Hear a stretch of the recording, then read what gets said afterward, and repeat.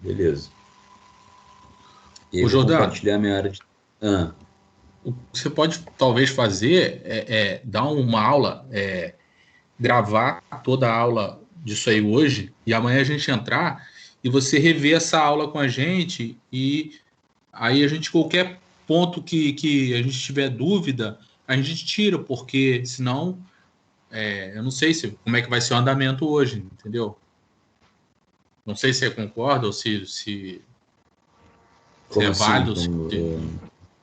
Não, porque você Não, dá, vamos ver o que vai acontecer. podia fazer a explanação de tudo. Não, bom, por mim não tem problema nenhum, não. Por mim não tem problema nenhum, não. Entendeu? Não, vamos começar aqui. Deixa eu Beleza, então. andar como eu pensei, e aí a gente vai vendo aí, tá? Então, vocês estão vendo... Não estão vendo mais minha área de trabalho. Tá.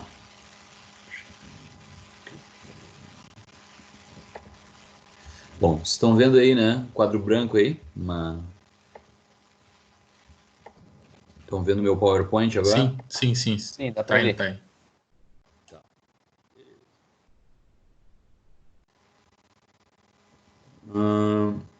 Bom, eu vou começar resolvendo. Deixei 3 exercícios aqui no final, né?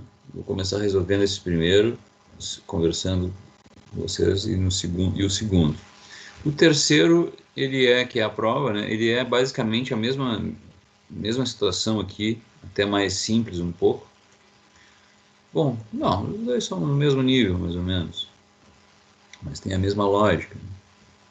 Mas vamos lá.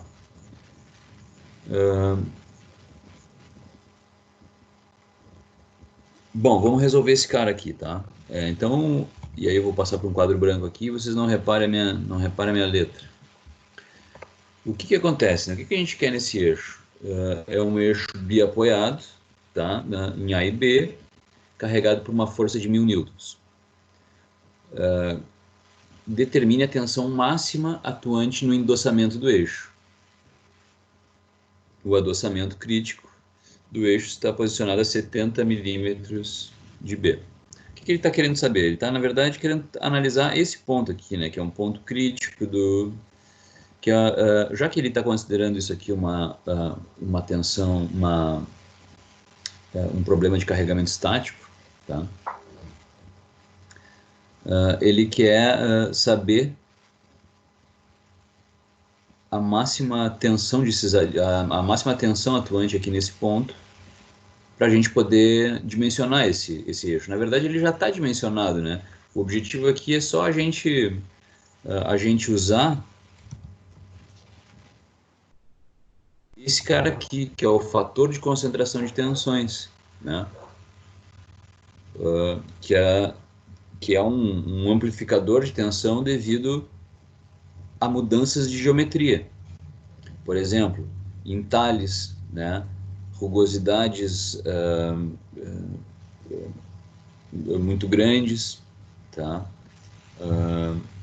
Algum furo, e aqui ele sugere algumas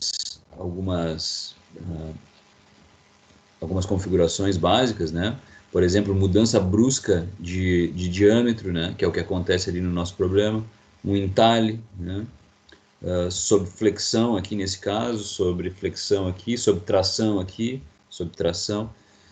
Então, o que acontece? Esses pontos aqui de mudança de geometria, de uma chaveta, um rasgo de chaveta, uma rugosidade, algum furo, né? Isso são fatores que vão fazer com que essas nossas linhas de força aqui, que é a teoria das linhas de força, né?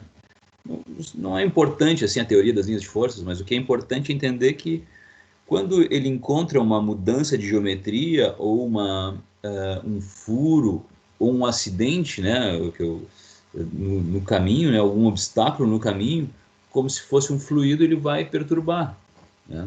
E isso vai gerar uma que a gente chama de uma concentração de tensão, né? Então a gente tem que utilizar, quando a gente encontra uma tensão nominal, né, uma tensão de cálculo, de cálculo de projeto, baseado nesse acidente, né, nesse concentrador de tensões, a gente tem que multiplicar por 1K para nos dar uma tensão maior do que a nossa tensão nominal, mas a gente tem que fazer os nossos cálculos de dimensionamento a partir de uma tensão maior, levando em conta esse fator de concentração de tensões. E aí aqui tu encontra eles através desses gráficos. Este aqui, por exemplo.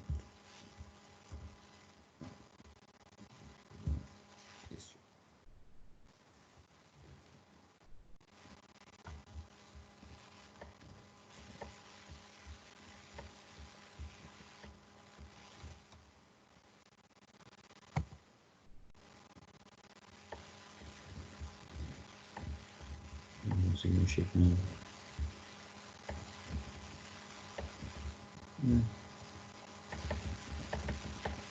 Que brincadeira comigo, velho.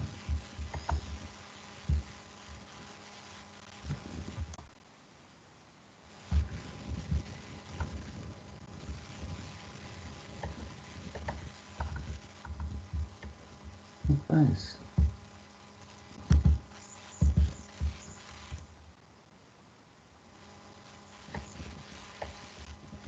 Poxa vida.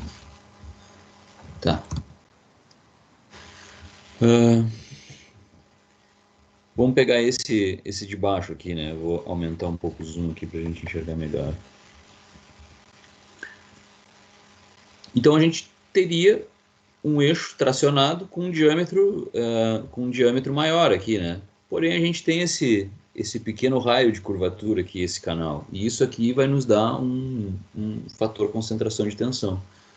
Aí tem uma pequena regra nesses casos, né? Que quando o material é dúctil, por exemplo, um aço 1020, né, um aço macio, isso aqui tu não precisa calcular esse fator de concentração de tensões para solicitações estáticas. Por exemplo, simplesmente uma tração, numa condição estática, tu pode simplesmente considerar a área, essa do meio aqui, então é força sobre a área, né? E a área, em vez de ser o diâmetro maior, tu usa esse diâmetro menor aqui, que vai te dar um resultado satisfatório. Porém, se tu estiver trabalhando com materiais frágeis, aí sim é interessante tu colocar esse fator de concentração de tensões. Só que no esforço estático ele não é tão relevante assim, principalmente quando a gente trabalha com eixos dúcteis, né? Ou com peças dúcteis, né? Ele não nos interessa. Mas quando a gente estiver falando em solicitações dinâmicas, né? De um eixo girando, né? Oscilando, fazendo tensões cíclicas que a gente chama, né? Aí sim, aí esse fator de concentração de tensões vai ser muito importante. Nós vamos ter que, por isso que eu já comecei a apresentar isso para vocês, né? Porque aqui não é tão importante, mas depois ele vai se tornar bem importante para nós. Tá?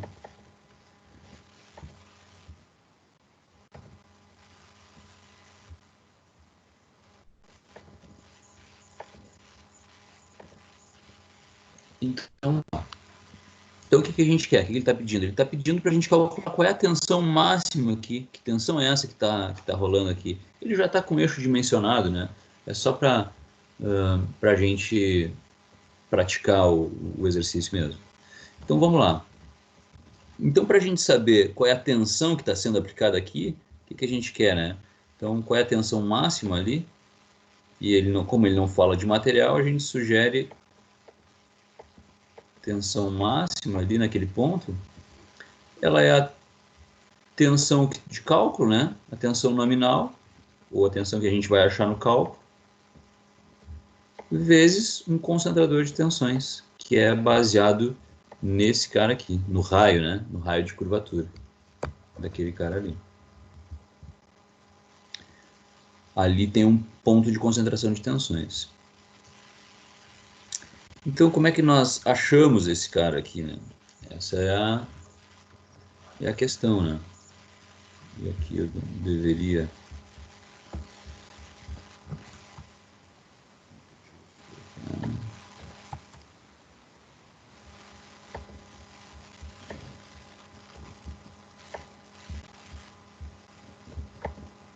Beleza. Então vamos lá, isso aqui é tranquilo, né? Fazer um somatório de forças, né? Isso aqui você já deve já devem ter feito em mecânica geral, já deve ter feito em resistência dos materiais, que é um somatório de momentos. Hã? Sim, isso aí a gente viu, para fazer o diagrama de corpo livre, depois o diagrama de força Isso. e o momento fletor. Calcula o momento. Viram, né? Isso. Uhum. Então tá, é isso que vocês vão fazer. Vocês vão calcular o momento em relação a A igual a zero. Então isso vai ser... Bom, deixa eu ver, vou começar por aqui. Então vamos fazer um RB vezes 750. 750 positivo menos 1000 vezes 500. E é isso aí, né? Igual a zero. O RB vai dar um número ali. RB vai ser... Eu tenho calculando aqui. Meu RB vai ser 667. Isso aí, beleza. E a gente está trabalhando em newtons, né? Newtons. Então, fazendo um somatório de forças em Y, isso aqui é um Y, igual a zero, né? Tá. Temos que RA mais RB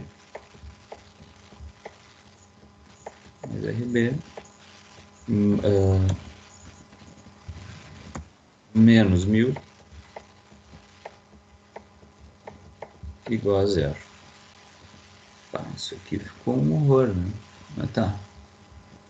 Isso vai me dar um RB de... Aliás, um RA, né? Um RA. 333.33, né? 333.3. Show de bola.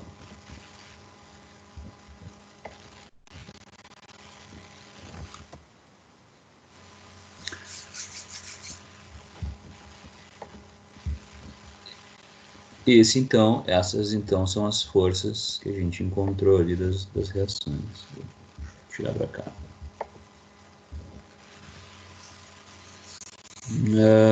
Aqueles diagramas vocês sabem fazer, vocês se lembram? Não que talvez vocês estejam sem prática, mas vocês lembram dos diagramas de momento fletor, esforço cortante? Sim, eu lembro. Tá. Sim. No meu caso, Jordano, o que a gente não viu mesmo foi como esboçar o círculo de Mohr. Aquela parte ali, a gente chegou a calcular as tensões e tudo, mas não chegou a ver como que se monta o gráfico. Uhum. Não, beleza. Isso aí esse cara, na verdade, o círculo de Mohr, ele é um cara que vai assim, vai nos ajudar muito, assim, né? Ele te dá uma baita sacada, assim. A gente vai ver agora. Não nesse aqui.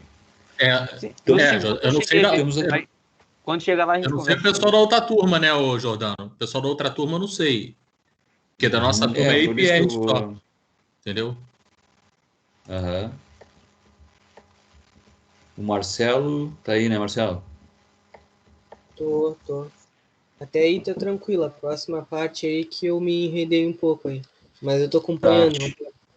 Te lembras de momento fletor, esforço cortante, aqueles gráficos? Sim, a gente chegou a ver. Eu e o Matoso, o Arthur, chegamos a ver essa parte. O Matoso eu acho que viu bem lá no IF, lá. Ele estudou lá no IF. Sim. Ele mais ou menos deve ter visto isso aí. Sim. E aí aqui também, né? Aqui no curso aí também. sim, ele já... Beleza, então tá. Então o que a gente está fazendo então, né? A gente está querendo analisar o momento aqui nesse cara aqui, né? Nesse ponto. Então, vamos fazer o seguinte, vamos pegar e vamos desenhar, vamos fazer um corte justamente aqui, né? E vamos analisar o que está acontecendo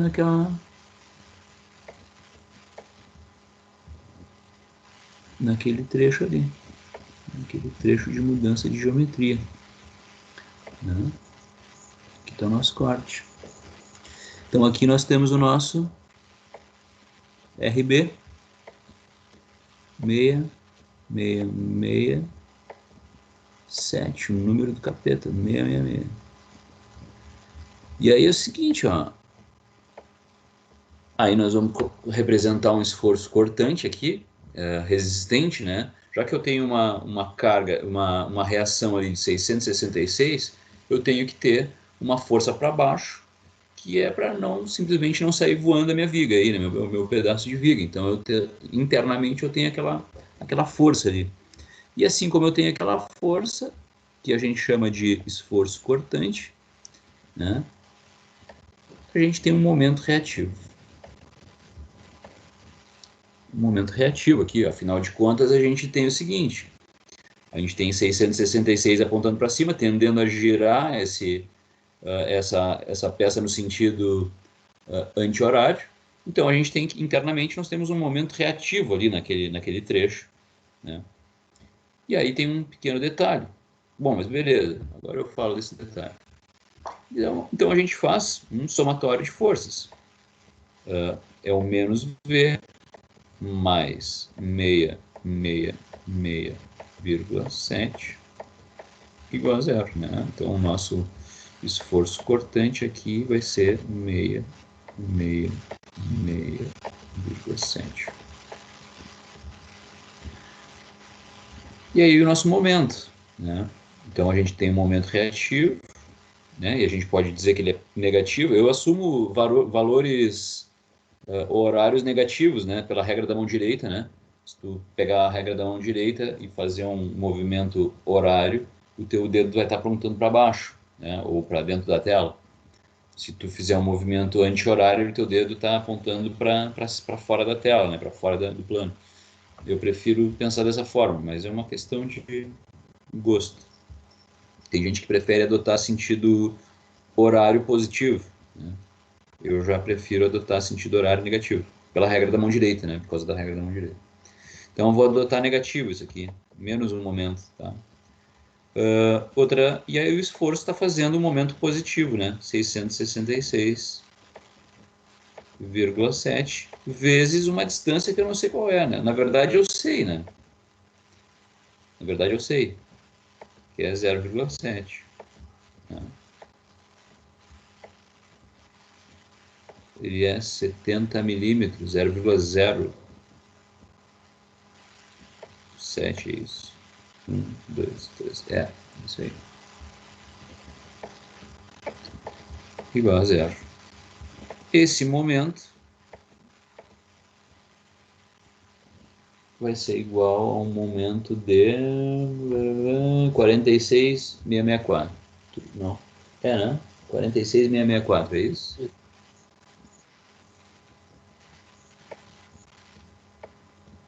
E 6,664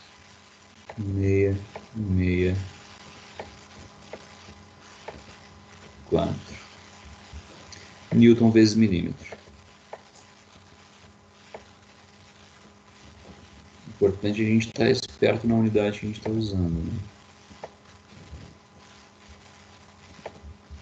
Ok. Então esse é o momento que está atuando ali naquele ponto. E também o nosso esforço cortante. A gente tem esses dois valores, né? O esforço cortante e o momento vetor. E aí eu vou fazer um parênteses aqui. O nosso esforço cortante, se a gente pegar a tensão dele, do esforço cortante, a tensão de cisalhamento devido ao esforço cortante é V. No caso do eixo maciço, é 4/3 de V sobre A. Isso aqui vai dar um valor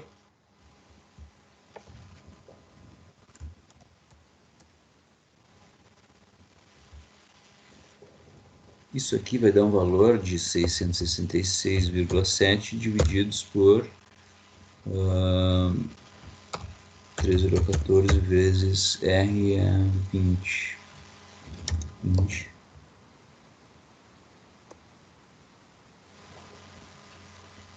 vai dar uma tensão aí vezes 3. Vai dar uma tensão aí de 0,7 megapascal.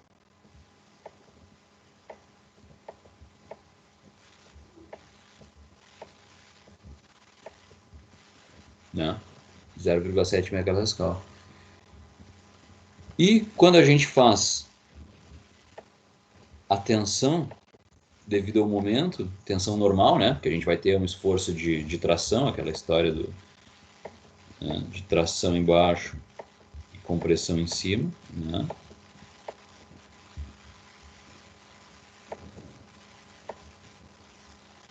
Uma viga sendo submetida. Ah, o que é aquilo, né? Menos a Deus. Mas tá, vocês estão entendendo, né? Momento vezes y divididos pelo momento de inércia. De onde surgiu essa equação de cima? Essa aqui, o sigma, o cisalhamento? Isso. Então, a gente pode ter duas formas de cisalhamento. E aí eu vou puxar aqui a nossa apresentação. Ah, sim, porque eu segui essa aí. Essa aqui? Não, eu usei lá na tabela. Da tabela. Essa aqui? Não, eu usei direto a Qual? tensão normal da tabela. Ah, não, beleza. Usasse direto de lá, tá, usou certo. Mas eu quero mostrar um detalhe para vocês. Beleza. O que é essa a tensão de cisalhamento direta, né? Tu tem duas formas. Ou um cisalhamento direto, que é esse esforço de tentativa de cisalhamento, porém a flexão não interfere, né? A gente não tem uma flexão atuando de forma significativa nesse parafuso aqui, né? Então a gente usa uma tensão direta, né? Um cisalhamento direto que é força sobre área. Mas na medida que a gente tem esse tipo de esforço aqui, né, de flexão, onde a flexão tá atuando como esforço principal, né? Então há uma tensão de cisalhamento também, só que a gente pega ela por essa equação aqui, né? Ou quando a gente já tem algumas geometrias prontas aqui, alguns perfis prontos, né? Que é, por exemplo, seções maciças circulares, que é o nosso caso, né? Maciças retangulares e tubos de paredes finas. Aí a gente tem uma equaçãozinha pronta, tá? Senão a gente tem que fazer aí uma integraçãozinha, mas é coisa simples também. Se for, por exemplo, um perfil I, um perfil C, né? O perfil U a gente tem que adotar, mas isso aqui também não é difícil, né? Mas tem que dar uma estudadinha. Ah, aqui ele tem um tubo quadrado. Então ele usou Ô, Jordano, esses limites ali, Mas é isso aí. 40, Aqui. esse limite de 30, ele veio da onde? O limite de 30 até 40. É o limite desse. Vai de 30. Poxa, agora tem que dar uma olhada Ah, no que estão dizendo. acho que é o centroide dele, que é metade de De 60. 30 até 40. Isso. De 30, que é a localização do centroide no eixo de referência aqui que ele fez. Ele fez um eixo de referência. Aí tem um centroide que é 30 e 40. Ou ele poderia ter botado de 0 a 10, talvez daria na mesma, ou não. Não sei. Eu também não me lembro. Teria que revisar isso aqui. Faz tempo que eu não faço essa continha aqui.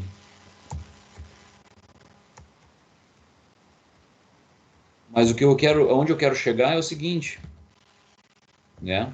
Que essa tensão aqui, e vamos fazer aqui, ó, esse momento aqui é quanto? É o momento fletor, 4,664 vezes y, que é 20, divididos por momento de inércia, que é πd4 e 40 na quarta sobre 64. Né? Isso vai dar quanto? Eu achei aqui 7 megapascal, 7,4 megapascal.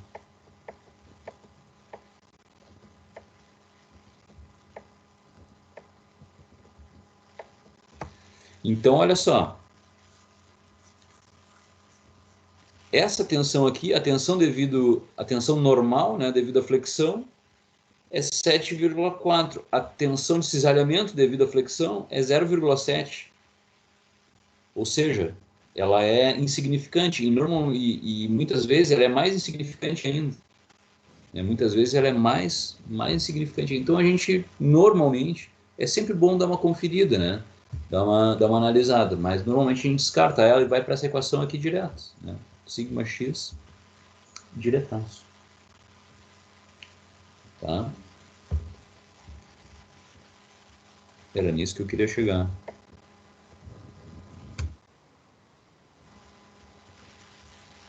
E aí, eu vou pegar...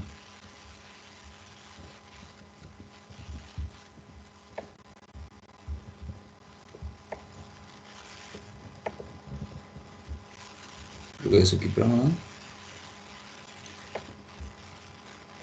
Vou pegar isso aqui e vou trazer para cá.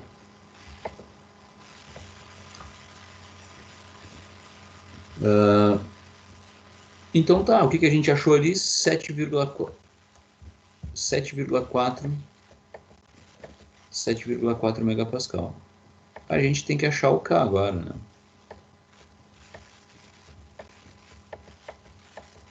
Como é que nós vamos achar o K? Primeiro, qual é a nossa situação aqui? É flexão, né? Aliás, minto. É uma flexão, um esforço de flexão e uma mudança brusca de geometria. Vamos ver aqui. Concordam que é esse caso aqui? Né? Está sendo submetido a um momento, né? Devido àquela carga. E tu tem uma mudança de geometria, né? Essa é o gráfico que nós vamos usar. Então, o que nós precisamos saber? A relação do raio de curvatura aqui da mudança de geometria, aquele raiozinho de curvatura e o diâmetro menor. Né? Esse raiozinho de 5. Então, a relação RD vai ser igual a 5 por 40. Que vai ser quanto? 5 dividido por 40. 0,125.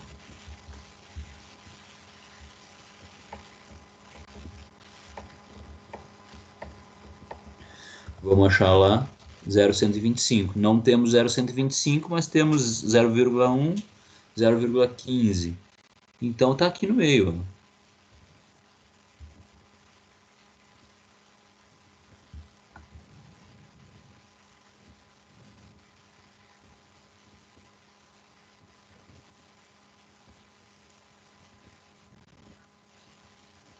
Cadê? Ó? Risco.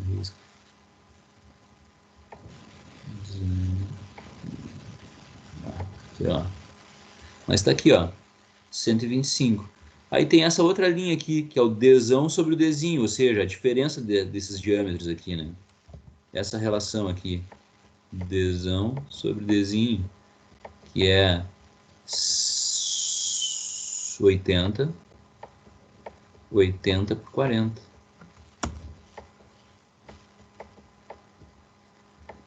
Que é igual a 2. E aí vamos pegar uma dessas curvas aqui, ó. A gente tem entre 1,5 e 3 aqui, ó. Essas curvas aqui, entre 1,5 e 3. Então, entre 1,5 é a primeira, segunda, terceira, quarta. Entre a quarta e a quinta. Então, pegamos daqui, 1, 2, 3, 4. Entre a quarta e a quinta aqui, ó. Isso vai nos dar aproximadamente 1,7. Concordam comigo? Sim.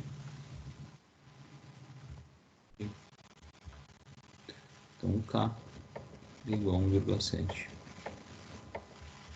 Isso aqui vai me dar um K 1,7. E aí minha tensão máxima vai ser isso aí, 1,7 vezes 7,4. Então a gente tem 12,58 aí. 12,6 megapascal. Aumentamos em 70% a nossa força devido a essa mudança. Isso é concentração de tensão. Tá? A gente amplifica a nossa tensão de referência inicial era 7,4 megapascal. Vamos calcular por isso, né? Mas temos um acidente ali de geometria, uma mudança brusca de geometria, então tem que amplificar. Então a nossa referência não pode ser mais 7,4, tem que ser 12,6. Né? Então o nosso dimensionamento vai ser por esse valor maior.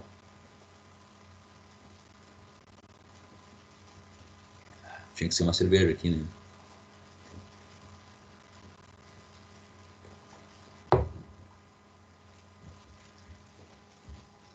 Tá entendido?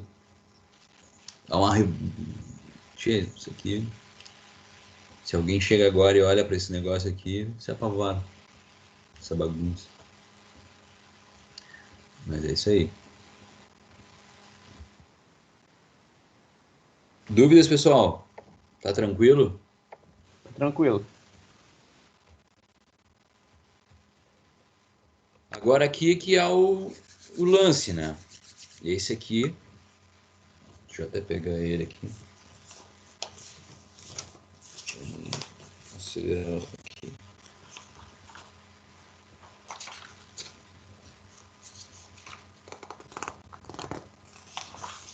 E aqui nós vamos entrar no... Tipo, Ô, Jordano, de Mora. quando que você vai abrir pra gente postar essa prova? Amanhã, né? Amanhã eu vou abrir. Abre amanhã às 6h30. Abre amanhã às 6h30, no horário da nossa aula, e fecha 48 horas depois. Tá. Amanhã é sexta, Tá sábado, domingo. Domingo às 6h30. Vocês vão estar bem divertidos aí no final de semana. Bom, apesar que para quem tá de quarentena, todo dia é domingo, né, cara? Tanto faz. Pois é. Ainda não, mas a gente vai ter tem prova, outras provas para poder fazer, vai abrir no final de semana também, então. É, o final de semana é bom, então. Vocês moram em apartamento, cara? Eu moro. Eu não. É. Ah, o apesão deve ser foda, né? Nem fala, nem fala.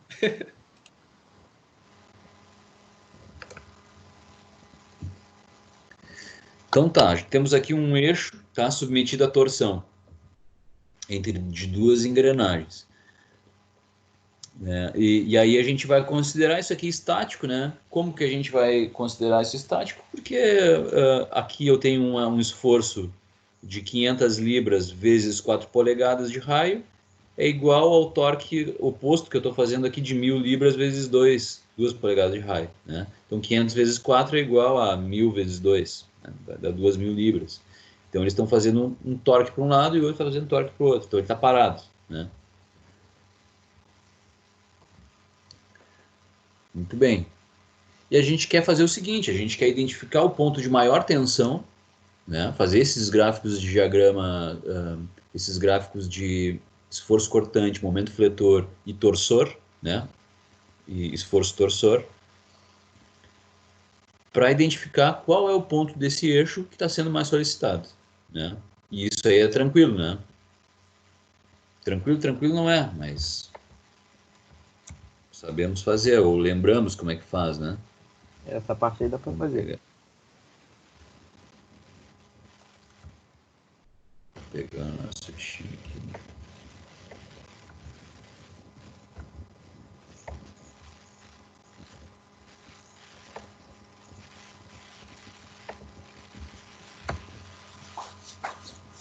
Vamos lá. Então a gente quer achar o ponto mais solicitado do eixo, né? E achar as tensões atuantes ali. por aquelas equações que a gente estava fazendo, né? Bom, vamos fazer isso aí. Deixa eu ver se eu consigo fazer de forma mais rápida, então. O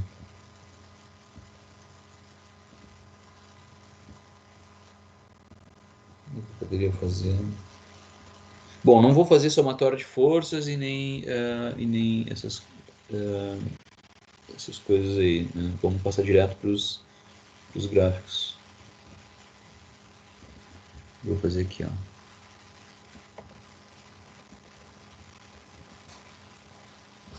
O que a gente tem, então? A gente tem uma reação da engrenagem A, aliás, do mancal, né, em A de 650. Temos uma força tangencial que é de 500 libras. Uma força de 1000 libras. E uma reação de 850 libras. Não vou botar libras. E aqui a gente tem umas distâncias, né? Temos aqui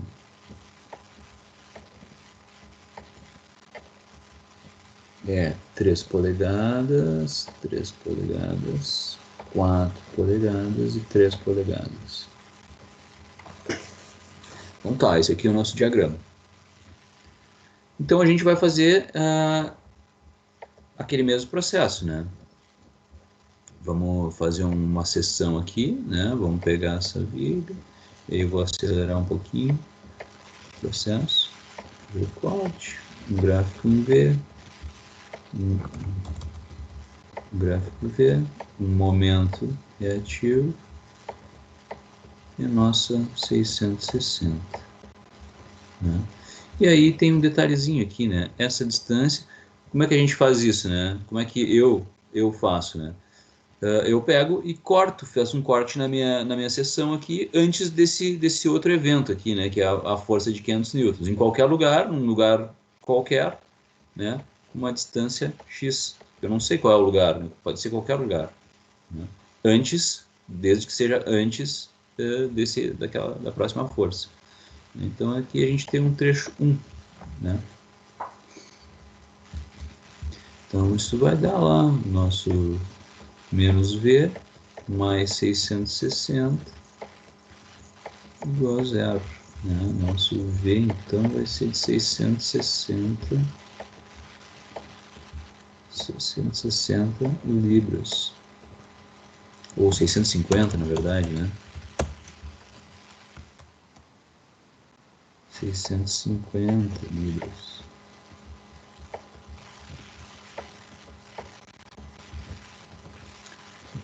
E aí libras, né, tá em sistema inglês, né, então é libra força nesse caso, né, que tem libra, a libra representa libra força e libra massa, tá? A rigor, assim, a gente usaria um LBF aqui, né, um libra força, ou usaria LBM para massa, né, quando já falando de massa. Mas na bibliografia, assim, aparece só libras, e a gente interpreta. Aí então o momento vai ser positivo, o momento menos 660 vezes a distância x igual a zero. Então o momento vai ser igual a 660x. Não é 660, é 650. 650 vezes x, né? Então a gente ficou com um momento em função de x, né? Claro, na medida se o x é zero, o momento é zero, né?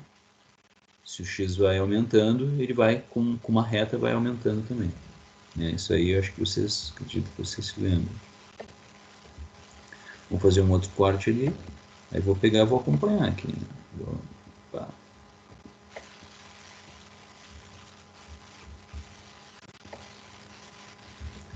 Então vai ter o nosso esforço cortante, nosso momento,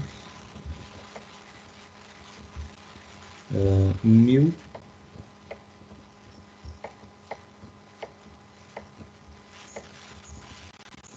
660, desenhamos direito aqui, uma quarentena mesmo, vou acompanhar lá em cima lá.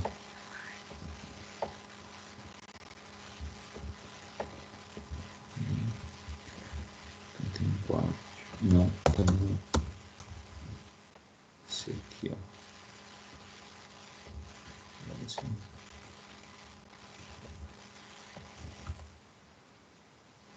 Então vai ter, vamos ver, 1000,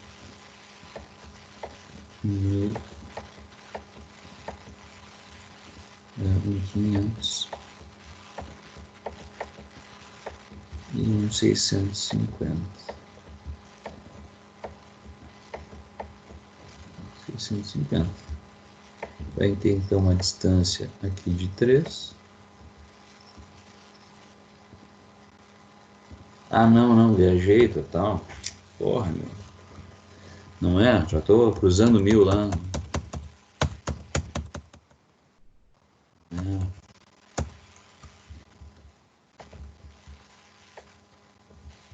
Tô certo antes.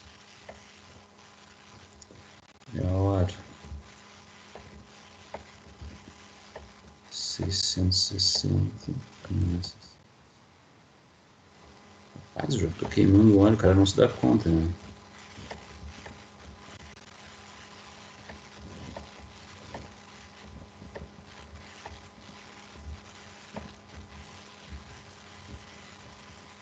Aí sim, agora sim. 500.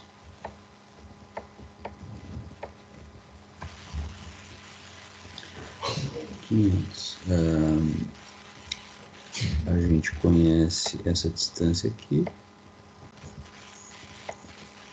Essa distância aqui é x. E aqui. Beleza. Vamos lá. Vamos calcular esse trem aqui. Então é menos V, menos 500, mais 650, igual a 0. Então nosso V vai ser 150 positivo. 150 libras. Né? E o nosso M, e aí eu vou fazer M mais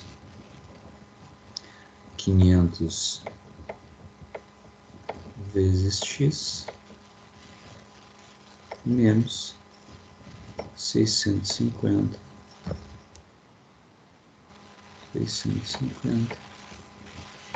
vezes 3 mais x. 3 mais x igual a 0. Meu n, fazendo 50, isso aqui vai passar pela 150x mais 1950.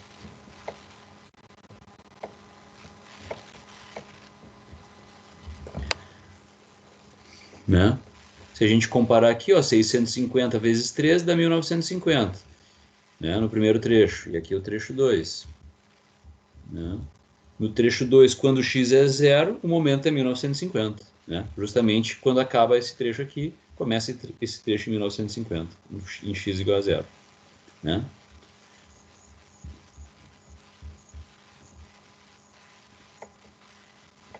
Aí agora sim, vamos passar pela força de 1000.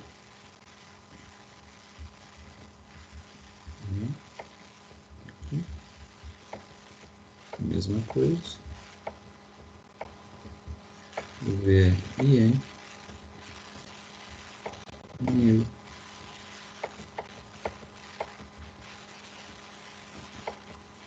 500 e 650. Faz esse mesmo processo, tá? Vou acelerar um pouquinho, vou pular e vou chegar numa equação de momento aqui de esforço cortante igual a menos 850 libras,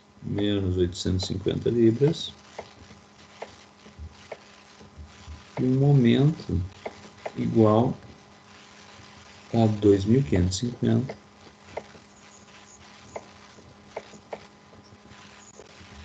menos 850 x.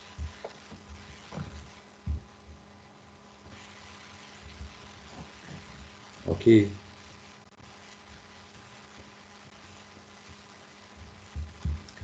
Esse aqui, então, sendo o trecho 3. Beleza, gurizada? Agora eu vou pegar isso aqui.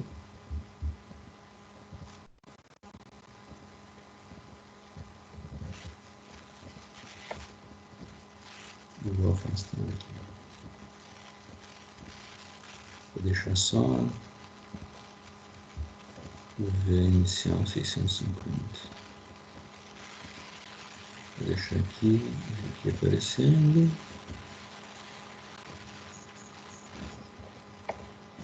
Beleza.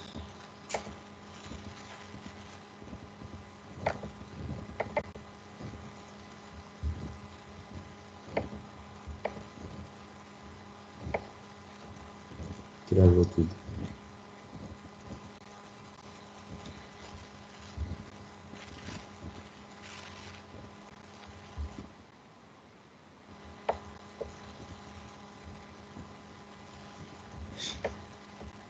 Normal, tio.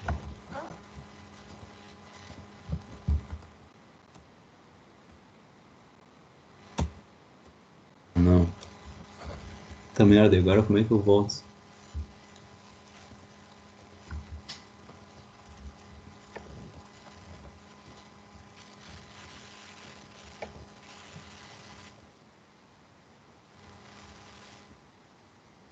Não posso tentar pelo mouse aqui, mas vai me ajudar.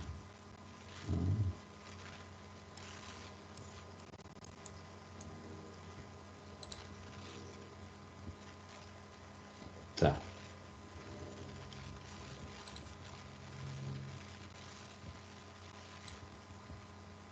Vou pegar esse cara aqui.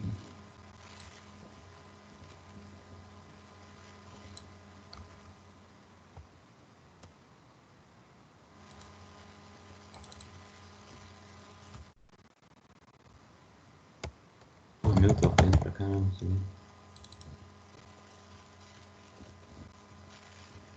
Cara, essa ferramenta é boa, velho.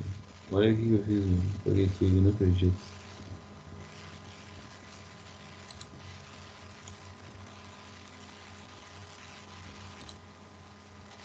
Ah.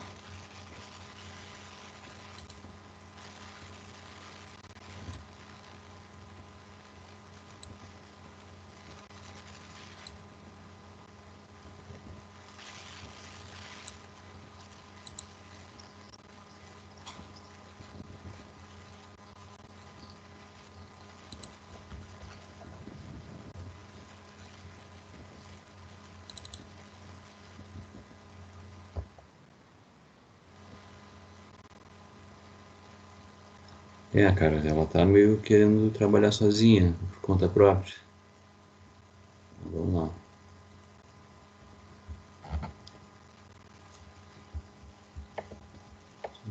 X. Tá. Agora nós vamos fazer aqueles gráficos. Vamos pegar...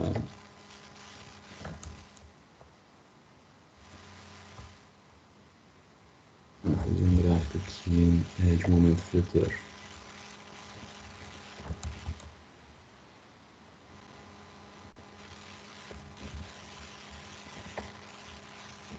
E aqui é 650. Então, esse aqui é um gráfico de momento fletor. a gente larga com 650 positivo. 650, vai até esse evento aqui, dessa força e baixa para 150, né? Vai até aquela outra força lá e baixa para menos 850. Menos 850. Esse é o discurso E cortante. vai...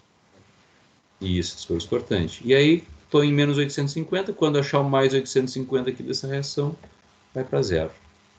Então, essa é o nosso gráfico do esforço cortante. Né? Tá aqui, esforço cortante. Agora vamos para o nosso gráfico de momento. Eu já vou partir com ele daqui. E eu gosto de representar o momento para baixo aqui. Normalmente os momentos são representados para cima, né? Mas eu gosto de representar melhor o comportamento da viga, né? Então, vocês vão ver agora. Então, a gente, no primeiro trecho, o momento é regido por essa condição aqui, 650 vezes x. Quando meu x é zero, é zero. Quando meu x é 3, é 1950.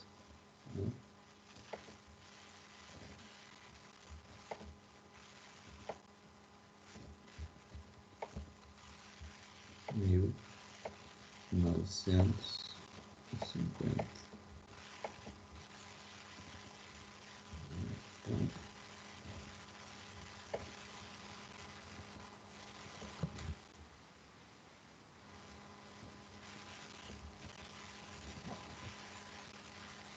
Quando, no meu segundo trecho, quando o meu x é zero, quando x é zero, o meu momento é 1950, coincidiu, tá certo.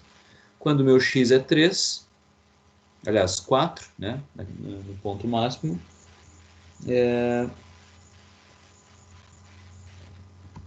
no meu momento, 2.550, né?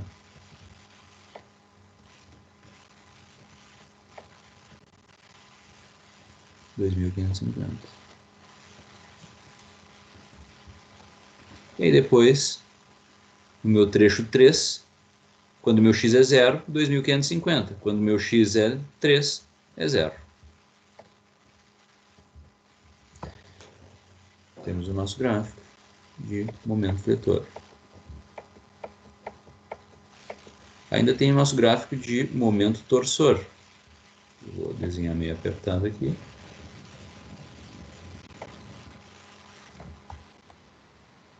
Desenhar para cima.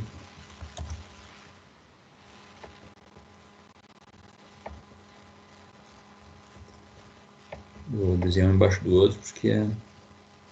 E aí, momento torsor, se a gente analisar essa figura aqui, né?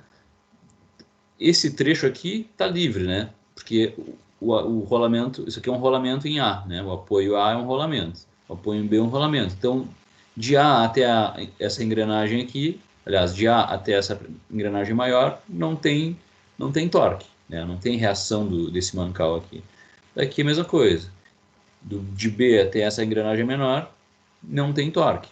Vai ter torque entre as duas engrenagens. E esse torque vai ser igual a 500 vezes 4 ou 1000 vezes 2, que vai dar aqui, ó, 2.000 libra polegada, né? 2.000 libra vezes polegada. Então, se a gente reparar, onde é que está o nosso ponto mais solicitado? Aqui, aqui. Esse aqui é o nosso ponto mais solicitado do eixo, né? Onde tem a máxima tensão normal, né?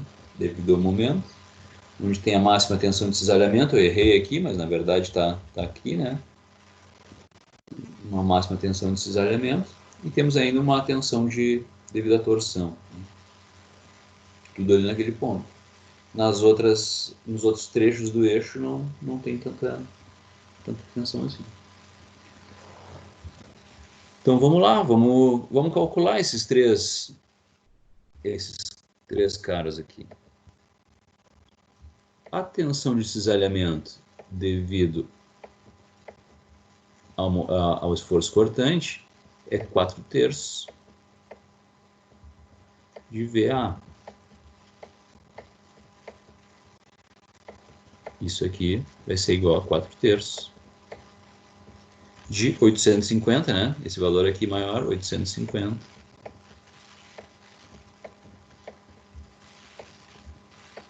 Divididos pela área, que é π, é uma polegada, esse diâmetro é uma polegada, né? 0,5. Eu não coloquei aí no exercício, tá? Mas vamos considerar uma polegada esse diâmetro aqui. Ah, mas está escrito aqui, estou rateando. Aqui está escrito, uma polegada de diâmetro.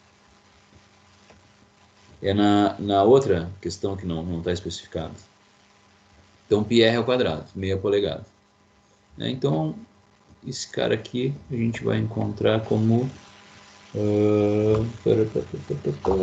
1443 libra por polegada quadrada, ou PSI, né? O famoso PSI, ou ainda 1,4 KSI, né? Que é o PSI dividido por 1000, né? KSI, 1,4. Agora vamos testar o momento. Tensão normal devido a X vai ser o momento, que é o momento máximo, é 2.550, né? 2.550 vezes o eixo tem uma polegada, então é meia polegada, né? 0,5, que é o Y, divididos por momento de inércia, que é πd4 sobre 64.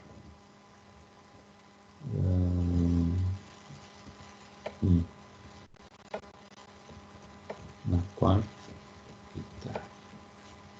sobre 64.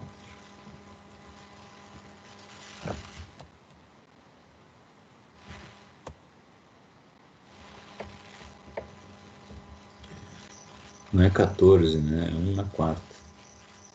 Isso aqui vai me dar 26.000 PSI.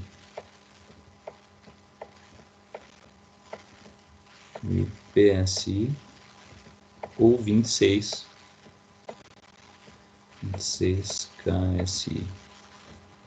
Então aqui, eu tenho 26 KSI e 1,4 KSI, já era, né, cara? Eu nem quero saber mais desses elementos aqui. Não tem por que a gente se preocupar com ele. Mas ainda tem o cisalhamento devido à torção, né? Esse sim é o torque, que é 2.000, né? 2.000 vezes o raio do eixo, né? Que é 0,5, divididos por momento polar de inércia, que é π de 2 sobre 32, eu acho. Π de 4 sobre 32.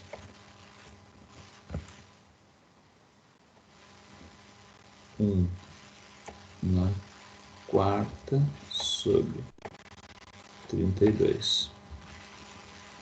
Né? Isso aqui vai nos dar, então, 20.382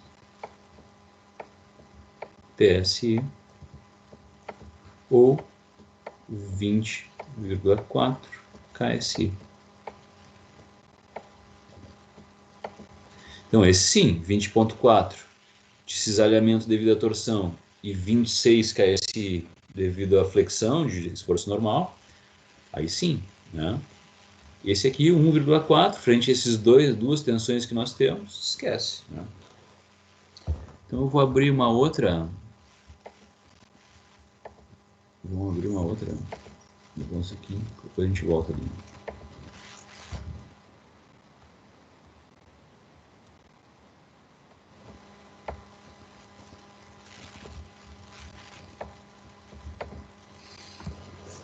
Então tá, a gente achou então. Opa. A gente achou então sigma x é igual a 26 KSI. 26 KSI. E o cisalhamento devido à torção igual a 20,4. 20,4 KSI. KSI. Essas são as duas tensões que a gente achou. Mas quem são essas tensões, né? Aí é que tá. Agora que entra o detalhe da coisa. Essas tensões são tensões em algum plano que a gente achou. Por exemplo, aí a gente tá... Essa aqui é o ponto mais solicitado, né? Então vamos pegar e vamos tirar uma nesguinha aqui, ó. Vamos fazer o seguinte, ó. Vamos pegar aqui por baixo, já que ele está sendo submetido à flexão, né? Está fazendo isso aqui. Então o ponto mais solicitado é aqui embaixo, aqui, né? Bem, né? No costado da engrenagem. Pegamos aquele pontinho aqui e vamos trazer para cá. Pá. Um elemento infinitesimal, famoso. A gente pode pegar ele tridimensionalmente, se a gente quiser. A gente vai ver que não precisa. Ô, Jordano, Mas eu vamos acho que pegar esse ele. valor eu acho que esse valor de tensão tá errado aí. É, pode ser. Será? Qual o valor? O valor de sigma ou o valor de... Da torção. O que deu 20,4 aí. Quanto que deu? Quanto vocês acharam? 10,2 KSI. A equação que a gente usou foi a 16 vezes o torque sobre π d ao cubo. Deixa eu ver aqui. D ao cubo, cara, mas não é. Não.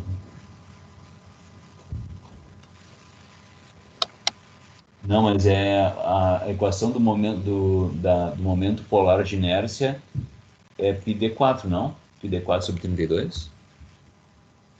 É porque essa equação já é simplificada. Fica 16 vezes o torque dividido por π d ao cubo. Tá, deixa eu fazer uma conta então rapidinho aqui.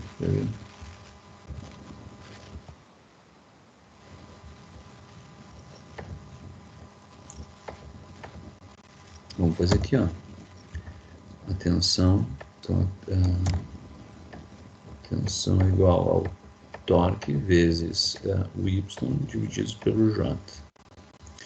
Então vai ser 2000 vezes y, que é 0,5, divididos por π d vezes 1 na quarta, dividido sobre 64.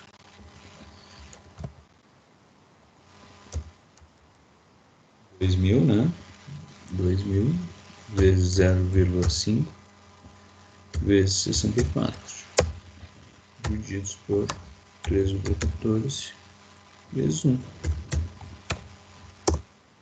20.380. Alguma coisa vocês... A gente está achando a metade desse valor aí, né? Vocês acharam a metade desse valor. 10 alguma coisa, né? Isso.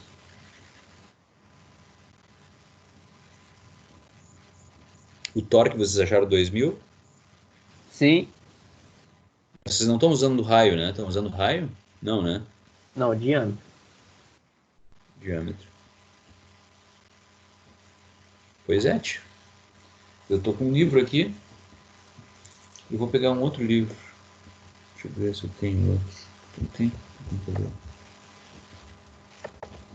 Pegar um aqui.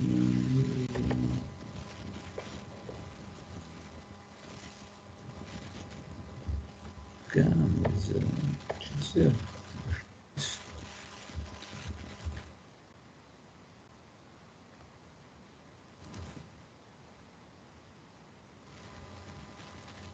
Jordano, eu achei uma tabela e fala que o módulo de resistência polar, que eles chamam de W, é πd ao cubo sobre 16. Que essa equação levou em conta ele.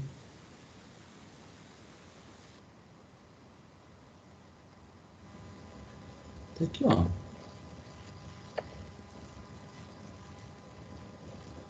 Ah, tá aqui, ó.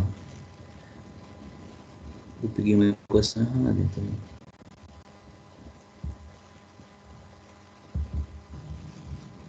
Momento de inércia, d4 sobre 64. d4 sobre 32. Ah, sobre 32. Tá, não, peraí, então. Peraí. Aqui que eu errei. Eu estou multiplicando por 64, ó. Na verdade.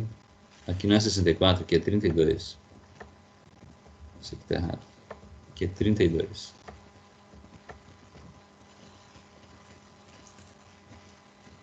Ah, agora sim vai dar. Claro, aí vai dar metade. 2.000 vezes 0,5 vezes 32 divididos por 3,14. 10,2. Isso aí. Show. Beleza.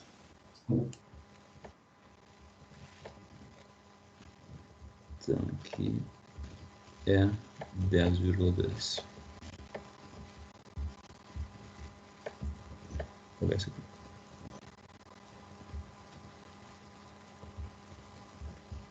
Voltando ao nosso elemento infinitesimal.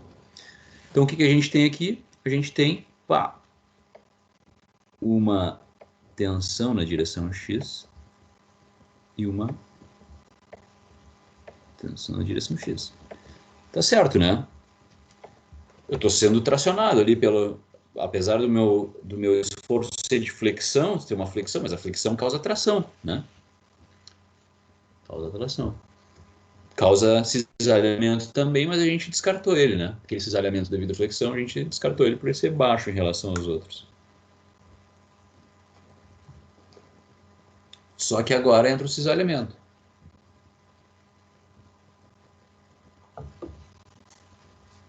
O que está acontecendo aqui, então? Esse cara está tendendo a fazer um giro aqui, né? Fazendo um torque. Ou seja, esse nosso elemento aqui, ele está tendendo a girar para cá.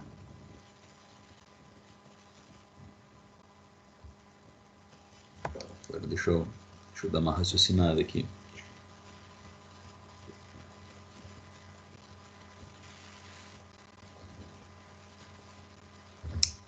Sim. Então, esse cara aqui, eu peguei uma caneta diferente, vai tender a fazer um movimento de giro no meu...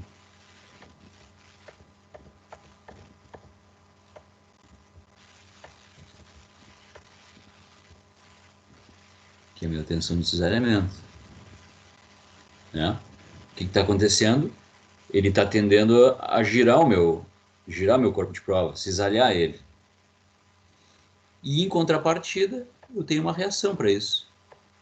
Porque se tu reparar, a tendência desse elemento infinitesimal é ficar girando. Só que eu tenho aqui uma reação disso no outro plano. Agora eu vou puxar para um plano, para uma visão plana da coisa. Olhando de cima, o que a gente tem? Temos um σx, temos um outro σx, né? Nossa tração, justamente esse aqui. E aí temos esse cara aqui fazendo um cisalhamento no nosso material, né? É isso que nós temos. Só que, claro... Essa parte que a gente não aprendeu, como que a gente estabelece o sentido de giro desse plano de cisalhamento? Não precisa. Tu define. Eu poderia ter apontado para cima esse aqui. Tá? Então beleza. Não, dependendo da posição que eu colocar aí, o círculo de mol, o ângulo vai ficar ou para cima ou para baixo, né? Isso altera lá. Isso. Só que nós vamos chegar lá, Tá, beleza. Nós vamos chegar lá. Tá? Então, eu estabeleci para baixo e esse aqui para cima, né? Tá tendendo a fazer um giro. Então, vai aparecer nesse outro plano aqui, um outro cara que não vai deixar isso acontecer, né? Então, a gente vai ficar em equilíbrio. Então, está formado o nosso plano de tensões, né? Então, a gente está, a nossa tração, né? Está sendo tracionado e aparece as tensões de cisalhamento nos outros planos, em equilíbrio. E a questão de tu arbitrar qual é a direção é simplesmente a única regra que tu tem que seguir é que, claro, essas duas tensões aqui estão fazendo a girar. A outra tem que se opor a esse giro, né? As outras duas têm que se opor a esse giro. Isso tem que acontecer, tem que ficar estático, tá? Só que o que acontece? Essas tensões, isso aqui representa um plano de tensões, né? E aí tem toda uma teoria lá sobre isso, lá na resistência dos materiais fala bastante sobre isso, tá? Tem toda uma teoria sobre isso, que isso aqui que tu vai ter essas distribuições de tensões, tu vai ter em várias direções no interior do teu material, né? Em infinitas direções. E isso que a gente desenha aqui é apenas uma delas, que é justamente nessa direção, nesse plano, que é na direção normal ao esforço de tensão, né? Devido àquele carregamento ali. Tá? Mas em outras direções, isso acontece também. Que nem eu tentei mostrar a partir de uma borracha aqui, ó. Quando tu traciona essa borracha, e isso aqui representa os elementos infinitesimais, tu vai ter um deslocamento aqui desse plano, mas também, se eu desenhar um outro plano aqui, ó, eu também vou ter distorções nesses, né? Então, o que ele quer dizer é que, assim como eu tenho tensões nessas direções aqui, né, desse plano, eu tenho tensões nessas direções aqui. Aqui ele está representado, né? Eu tenho as mesmas tensões se desenvolvendo nesse outro plano, em outras direções, né? Só que essas tensões, elas podem não ser iguais ao que a gente calculou. Na verdade, elas não são iguais ao que a gente calculou. Então é isso que a gente vai fazer, ó. A gente vai procurar, o círculo de Mohr vai nos encontrar aonde que estão quais são essas tensões, né? E onde é que elas estão. É isso aí. Então vamos desenhar aqui para que fica mais fácil para a gente entender. Círculo de Mohr.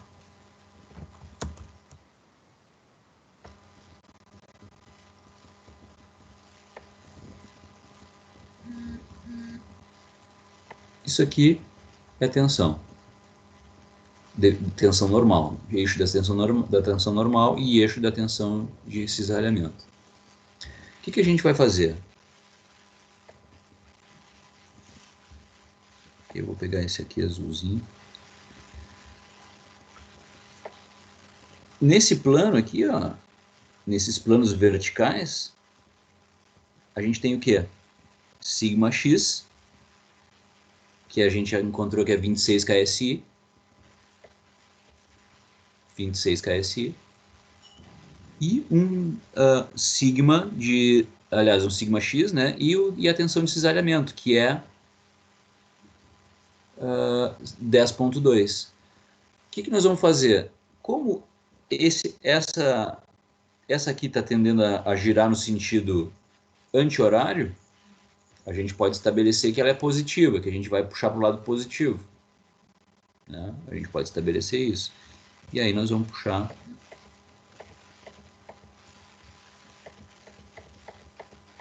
Então aqui é 26 e aqui é 10. Achamos um ponto. Tá? Esse é um plano. Agora a gente vai analisar esse plano aqui. Esses planos horizontais. Então eles vão estar girando no sentido oposto. Então qual é as coordenadas dele? É menos 10, né? 10 para baixo, não vou nem colocar menos 10, só 10 para baixo. E 0, né? 10 de cisalhamento e 0 de tensão normal. Nós não temos tensão normal nesse plano superior aqui, nesse horizontal. Só nesses outros planos aqui, né? Só onde ele está, onde está puxando aqui devido ao carregamento, né? Só aqui não tem nada. Então esse aqui é o segundo ponto. Vamos unir esses pontos aqui.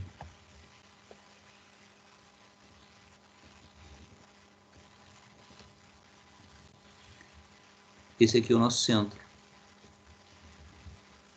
Quando cruza o eixo das tensões normais, esse é o nosso centro. Nós vamos botar a ponta seca do nosso compasso aqui, esticar isso aqui.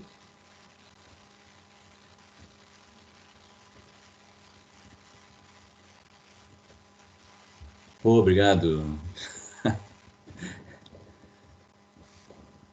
Olha o que está acontecendo. E aí eu vou botar aqui, ó. Olha o que está acontecendo. A gente calculou as nossas tensões aqui e aqui. Só que o círculo de Mohr achou em outros planos tensões maiores. Em outros planos estão acontecendo tensões muito maiores.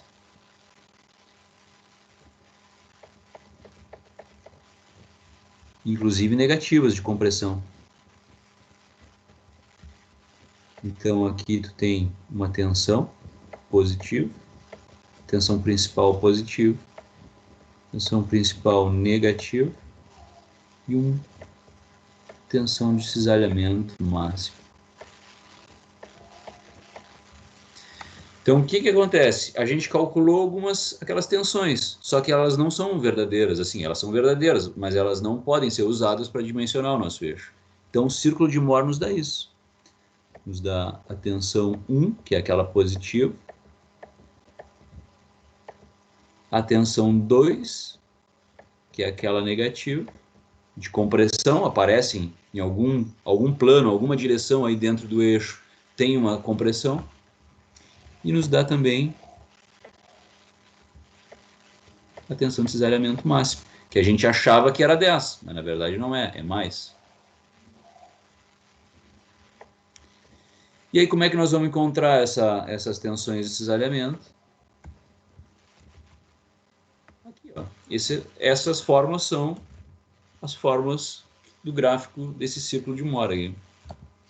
Então a tensão 1 e tensão 2 são a tensão positiva e a tensão negativa, né? Então, se eu tenho sigma x, eu vou pegar essa, né?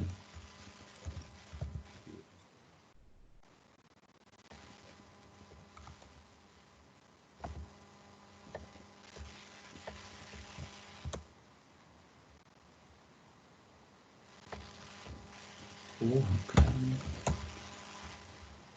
Dificuldade.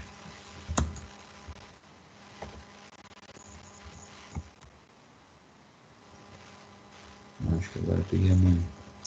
Tem que estar fora do modo caneta.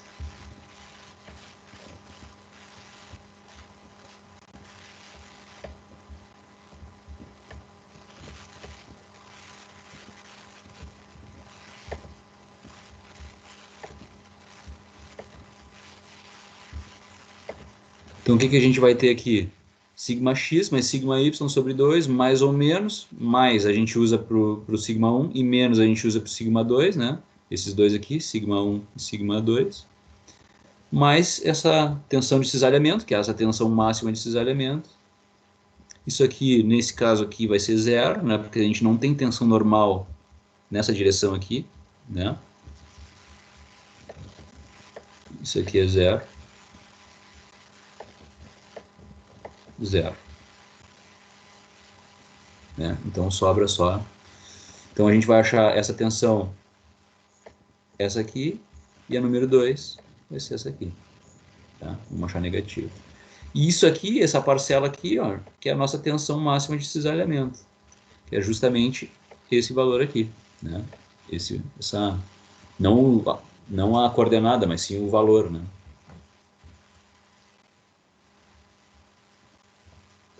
Não calculei esses valores aí. Vou deixar para vocês essa.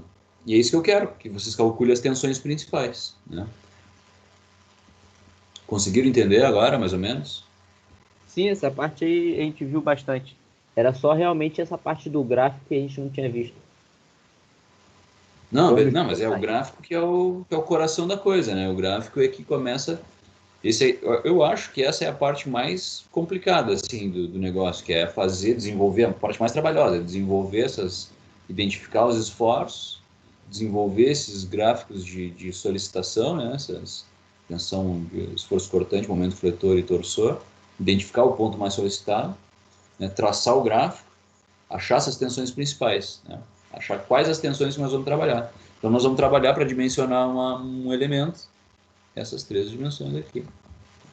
Elas que são as que nós vamos usar. Certo, pessoal? Tudo certo? Isso aí deu para entender, sim.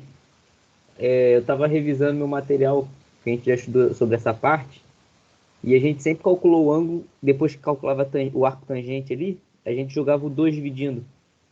Só que pelo que eu vi aqui e usei também o MD-Solid para simular, o ângulo que a gente faz quando está dividindo 2 não é o mesmo que dá no arco.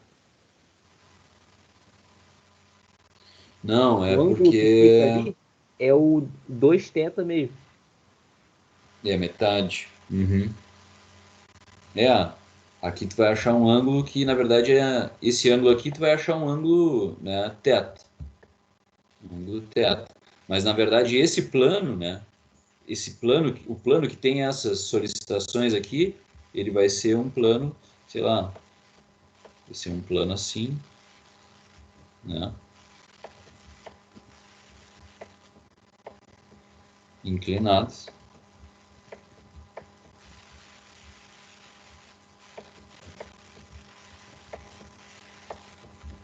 Né, vai ser um plano inclinado aí, θ sobre 2. Né?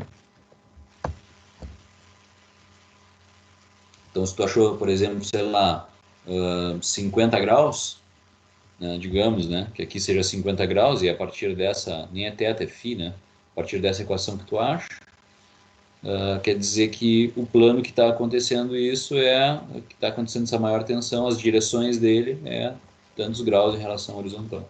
Né, θ sobre 2, ou φ sobre 2. Mas isso a gente não usa muito, deixa eu dizer. A gente não usa muito esse ângulo aí. Não nos interessa esse ângulo. Já que é um material isotrópico e homogêneo, né? Aí entra o conceito do material isotrópico, né? Ele se comporta da mesma forma em todas as direções, né? Se a gente estivesse trabalhando com madeira, por exemplo, a gente teria que se preocupar, porque a madeira não se comporta da mesma forma aplicando uma carga em diferentes direções, né? Eu vou aplicar uma carga paralela, perpendicular às fibras é uma coisa, aplicar uma carga paralela às fibras é outra, né? Então esse é um material anisotrópico, né? Ele tem uma alta anisotropia. Já, já em materiais isotrópicos, isso não interessa, esse ângulo. Para madeira interessaria, que a gente saberia em que ângulo estaria, né? A gente poderia prever as nossas fibras em relação a essas tensões principais. Né? Certo, pessoal? Acho que vou parar por aqui, tá? Já é 00:10, já é amanhã.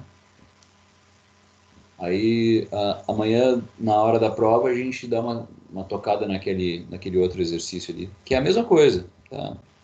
É a mesma coisa.